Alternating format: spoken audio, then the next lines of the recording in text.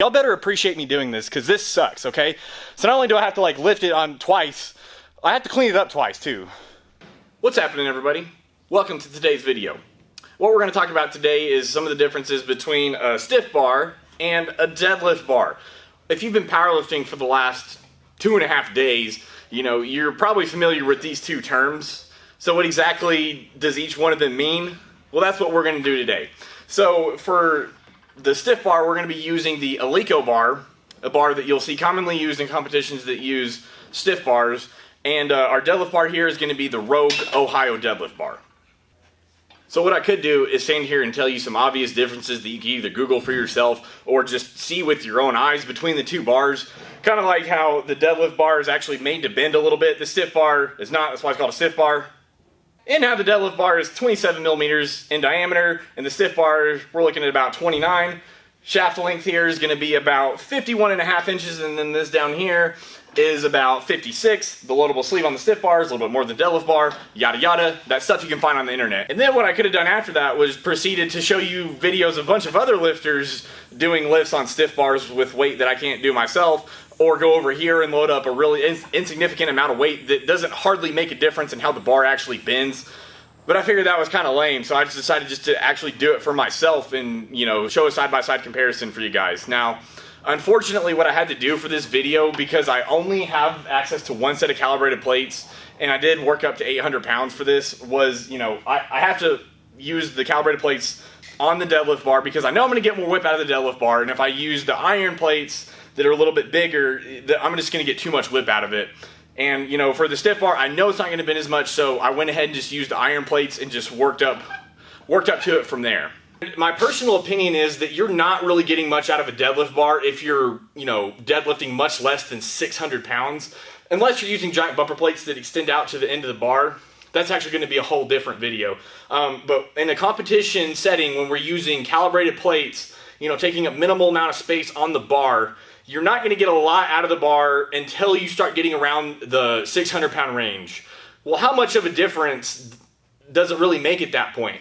I'm just going to pretend like I have no idea and I've never done it before, and what I'm going to do is do a side-by-side comparison and see kind of what it looks like. So I'm going to do one, then I'm going to do the other, and just kind of see how it feels, because I feel like that's going to be the best way to demonstrate this. This has to be a demonstration, and nobody has really done this, so that's what I'm going to do for you guys today. I'm going to work up to something, you know, maybe in the 700 pound range, or just kind of whatever I feel like doing, just to give you guys a little bit of an idea of like what we're talking about here. So we're going to be starting each bar off with 265 pounds. So we're going to use the pound plates over there, and we're using the kg plates over here. 265. Here we go.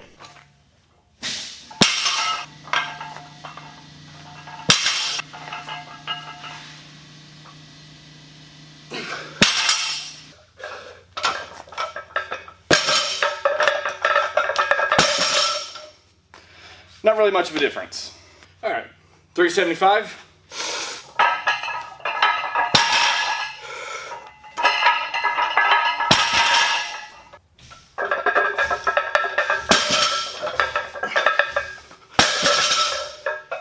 So still feeling pretty much exactly the same. No noticeable difference yet. All right, so here we are with 500 pounds. We are up to 500 pounds now. So this is a range that a lot of people are into. I would consider this maybe pretty average. I certainly see a lot of deadlifts in the 500 pound range. So now what I'm gonna do from this point on is get this closer shot of the bar. That way you can see the bend or not bend of it, you know, as it's coming off the ground. So you're not gonna be able to see me do the entire lift, but yeah, this is just so you can see the bar a little bit better. Let's just see how much of a difference this actually makes at 500 pounds.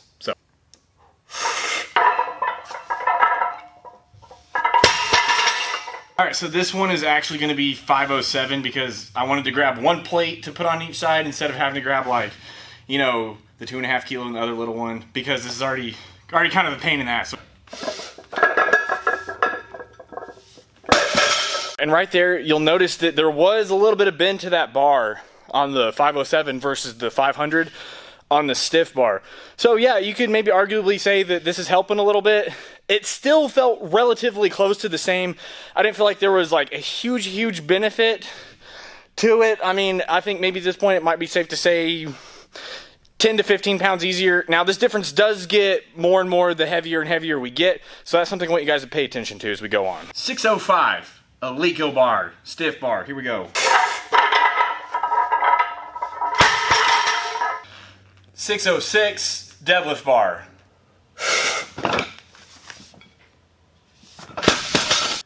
And right off the bat, the first thing I noticed the most between the two bars is like setting my hook grip. So, and like I mentioned earlier, the Eleiko bar is 2 millimeters bigger in diameter compared to the Rogue Ohio deadlift bar.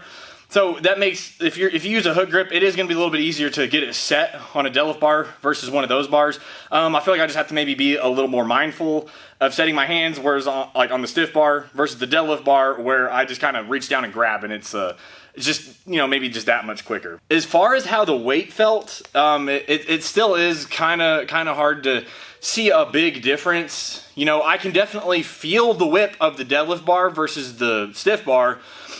And what that's doing at this point is, like, you know, whenever it's on the stiff bar and it's moving more like one solid piece all at once, I feel like I have more control over it, and something about it just feels a little bit more smooth. Now, however, the whip from the deadlift bar made it feel slightly easier off of the ground, and I will say that maybe I had a little bit more speed on that one as well. So I'm going to go ahead and say that I'm maybe getting 20 pounds of a benefit off of the deadlift bar versus the stiff bar at the 600 pound range, and maybe around 10 pounds at the 500 pound range. And I feel like that's fair to say. You know, for one, I'm the one doing it. I'm paying really close attention, seeing like what I feel between 2 and 2. Now, if you think you have a different experience with it, then well, maybe you can do that in your video about stiff bar versus deadlift bar, because this is my video, so I get to be the one that makes the decision about how it feels, okay? But it's not like I'm not feeling a world of difference like a lot of people seem to think around this range. They think if they're pulling 500 on a stiff bar, that means they can pull 550 on a deadlift bar. That's not going to be the case.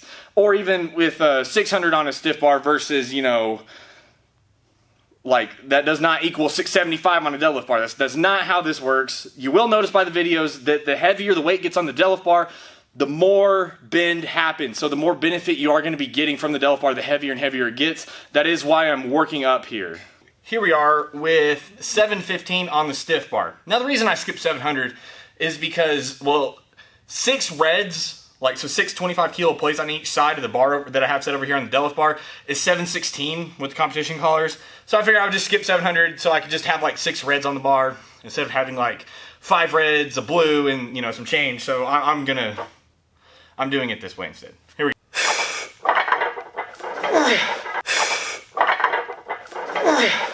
And see, what I'm trying to pay really close attention to is like exactly how it feels, so I can make like a really accurate observation for you guys. You know, it is kind of hard to tell going back and forth, but I'm trying my best, so.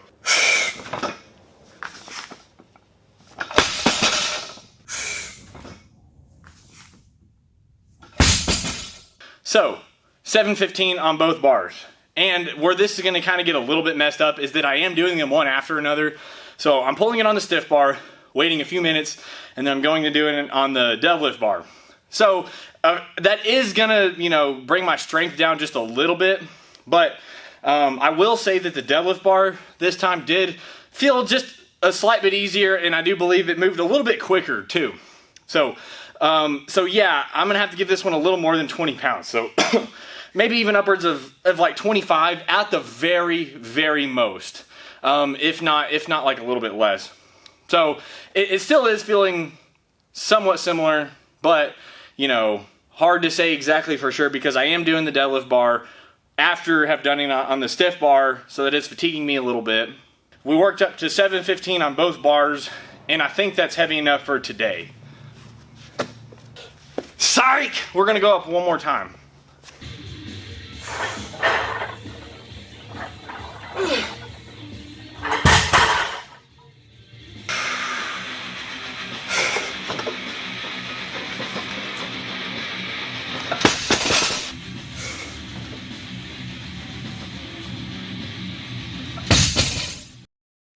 All right, so there is 365 kilos, or about 805 on the deadlift bar and on the stiff bar. Honestly, it kind of felt about the same. So But we'll talk about it here in a minute. Now I'm gonna have to go put up 2 different bars. Y'all better appreciate me doing this because this sucks, okay? So not only do I have to like lift it on twice, I have to clean it up twice too. But it's okay because Calvin's here, and part of his first exercise today is to clean up my weights for me. So I tried really hard in this video to give an accurate comparison between the two, and I thought that doing them both on the same day was the best way to do that, and I really think that was just the way to go. But unfortunately, because of the plate situation, it just was not a fair comparison, because I would like to have done this under like competition settings between, using competition plates on both bars. Unfortunately, I wasn't able to do so, and what I'm not going to do is unload all the calibrated plates off of the deadlift bar and go put them on here between every set I was working up to. That was not happening. It was already bad enough doing it the way that I had to do it. But the conclusion that I came to was pretty interesting. And, I was thinking that it would be quite a bit easier for the deadlift bar, and it really wasn't. And because I had to use the iron plates on the stiff bar, and being that it was 800 pounds, we did get some whip out of, obviously out of the deadlift bar, but also from the stiff bar as well. So that led me to the conclusion that, at least for conventional deadlifts, for today's topic, I think that the plates actually make a bigger difference than the actual bar does when it comes to like deadlifting. That's right. I think using bigger plates, no matter what the bar is, besides maybe a squat bar, I think using bigger plates is going to cause the bar to whip more and maybe help you out a little bit more than the actual whip from the deadlift bar does. So, and maybe not more, but it was pretty similar. I mean, I didn't feel much more of a struggle deadlifting 800 pounds on the stiff bar versus the deadlift bar at all. And yeah, I know I did this one first, but still, that's still like a decently sub-maximal amount of weight for me to do, and I gave myself a couple of minutes between each set, so I was decently recovered, and I can easily do 800 pounds for 2 singles in a workout without it just trashing me. And I was expecting more of a difference than I did, and I did not. So I'm actually a little surprised with how this went, and in the future, we're just going to have to do maybe some different examples of bars and plate usage and stuff like that. So I think the only fair thing to say for today's video is going to be not stiff bar versus deadlift bar, but we're going to have to specify and say stiff bar with pound plates or gym plates versus a deadlift bar with competition plates. I think that's the only fair way to compare this until I have another set of calibrated plates. I don't plan on spending $2,000 on these anytime soon for another set because I don't really need that. This is just for fun, but maybe one day we'll see.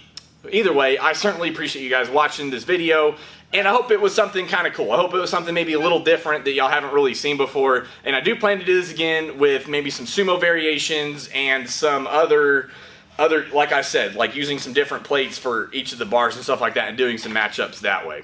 So, thanks for watching.